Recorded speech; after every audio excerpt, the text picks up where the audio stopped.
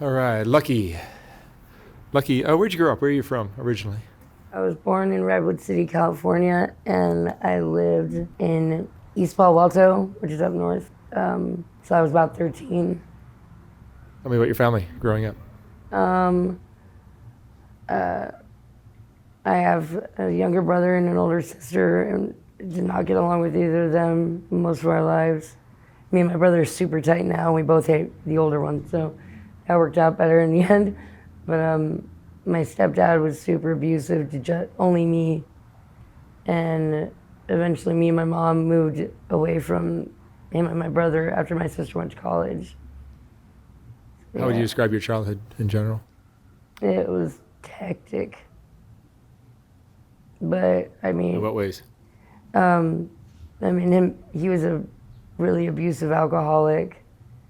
But the only thing that I can say good about my childhood is my parents did give me the best of everything. Like we went to really good schools. I was a gymnast and figure skater for like 14 years. They really gave a shit about I guess what we would become.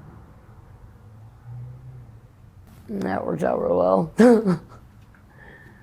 Your life took a turn, though. Yeah, When did the drugs start for you? I was about 11. So you're doing like gymnastics and skating while you were Getting high. using. Wow. Who introduced you to that? Oh, my best friend. She was a couple years older than me. We grew up in the same condo complex in East Palo Alto. I met her when I was like 4 or 5. And yeah, she was a couple years older than me, so grunge music was still really big, and Kurt Cobain was still alive, and everybody was doing heroin. So that's what I started with.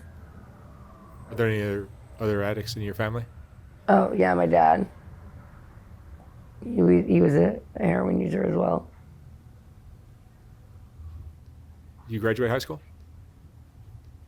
No, I was in prison by the time.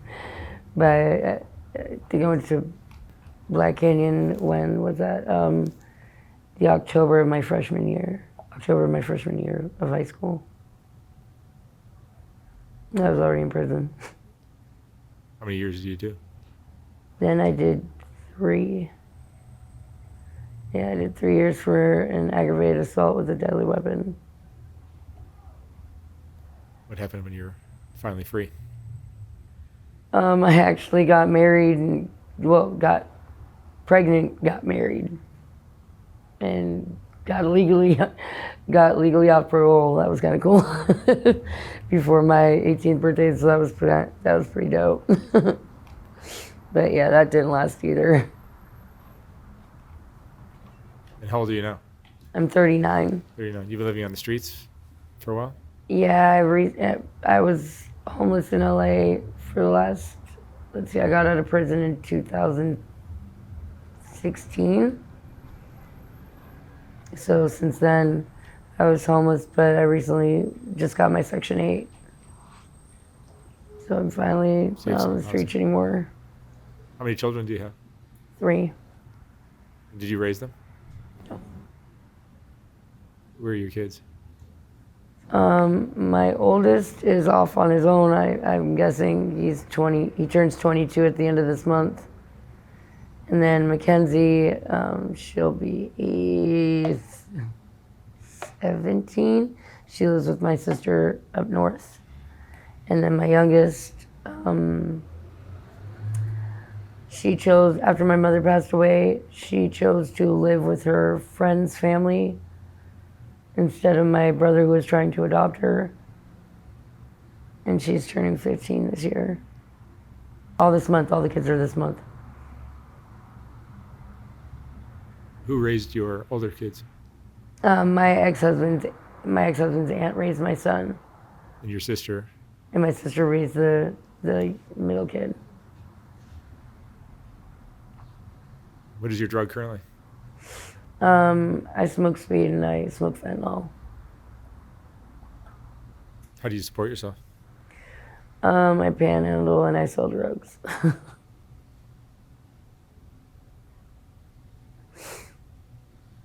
Looking back at your life now, what would you have done differently?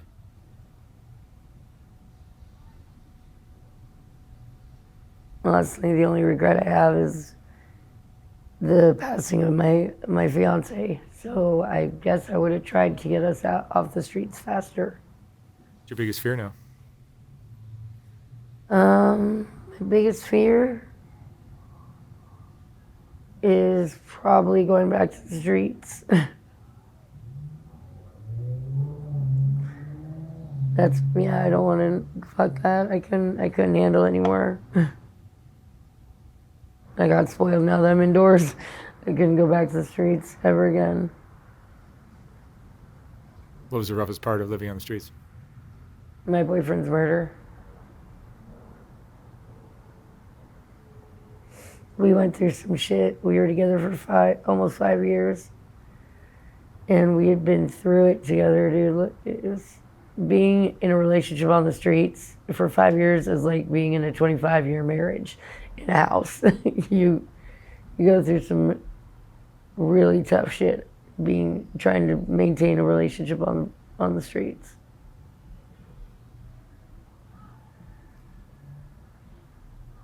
Why do you think you're in this situation? Oh, my drug addiction. No, I know, but what's behind that? Because it sounds like your childhood is pretty good. I mean, my dad was abusive, but I mean, other than that, like that, but I mean, that is a big thing. I tend to forget like how big of a deal that is. But I mean, honestly, it did make me a stronger person. I wouldn't change my childhood for anything. Do you think maybe this is more of something you inherited from your biological dad? Probably. Yeah. For sure. He was kind of a maniac from what I hear. You never knew him? No.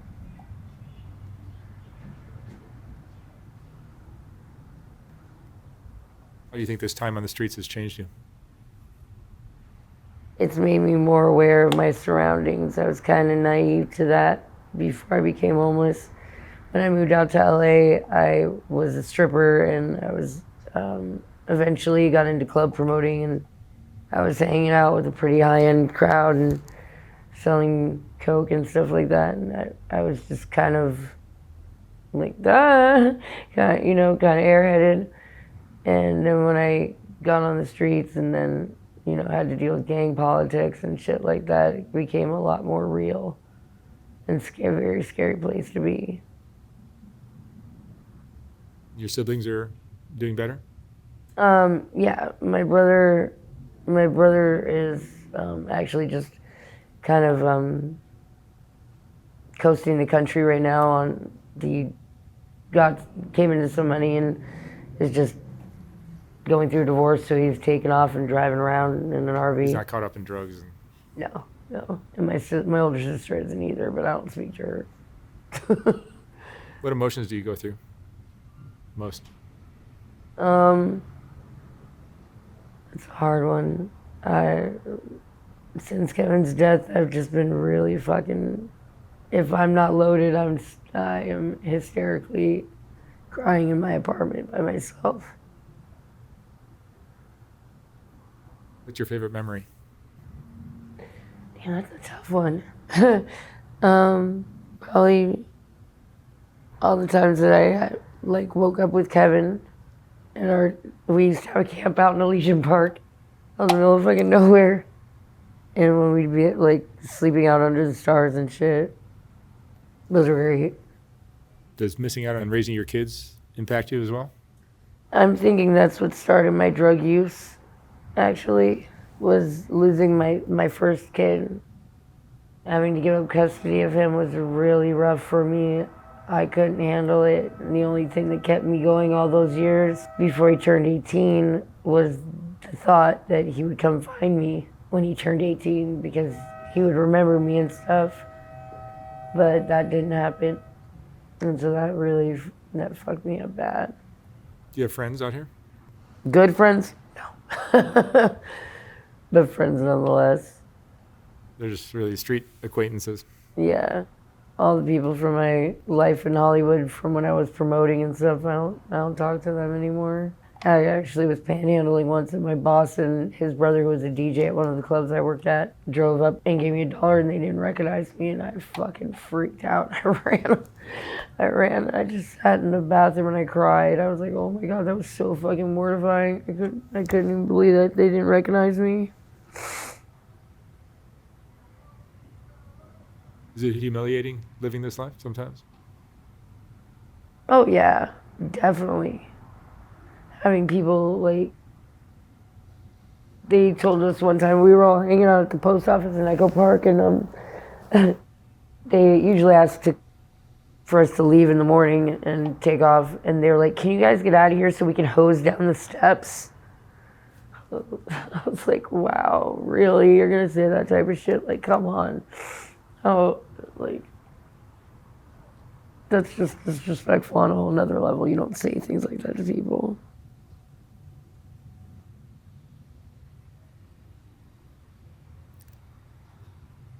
How big a part is your self-worth, the things you believe about yourself? How big a factor is that in all of this? I mean, I'm.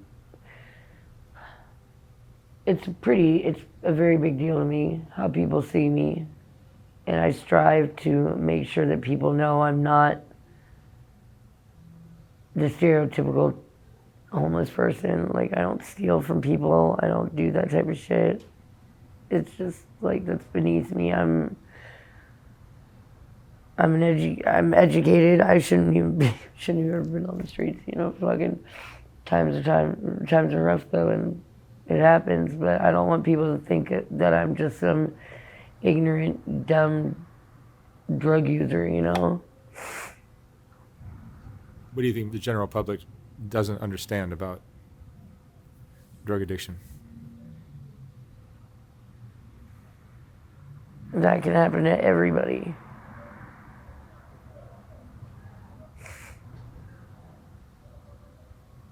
Some people think that they're above it, but all it takes is a back injury, you know, getting pills from your doctor and liking the way they feel a little too much, you know, that's all it takes. Lucky, what would you say is the most important lesson you've learned in your life? Go with your gut feeling. When you think something's bad, don't try to rationalize it and make it so it's okay, because that could be what kills you. All right, Lucky. Thank you so much for sharing your story. Thank you. Wish you the best luck out here. Thank you.